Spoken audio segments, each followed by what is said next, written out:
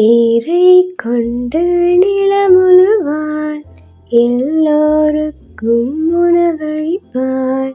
பாறை உயர்த்த உழைத்திடுவான், பட்டினியின்றி காத்திடுவான். காலை கருக்களில் எழுந்திடுவான், கலப்பை தோளில் சுமந்திடுவான்.